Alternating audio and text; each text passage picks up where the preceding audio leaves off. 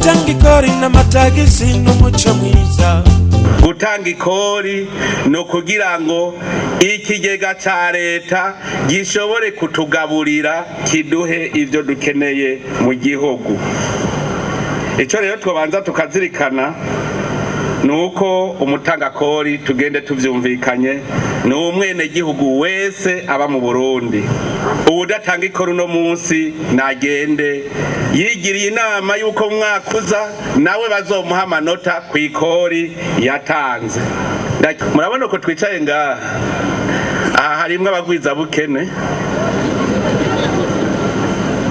Savye yuko no munsi tuva ngaha twese twigirira inama ko tugiye ko abagwiza tunga tamugwiza bukene azosubira kubamwo.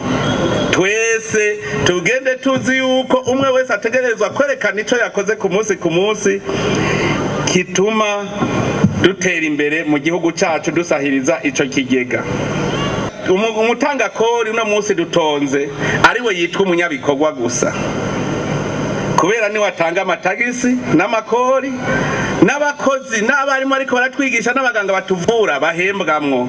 Umutangakori rero niwe twavuga tuti ni umudaharakuru mu iterambere ry'igihugu, kuko hambavu yo gutanga ikori aratanga n'akazi ku bene gihugu nabo bakaca babona kwikenura mu miryango yabo. Ariko neza mu kutworohereza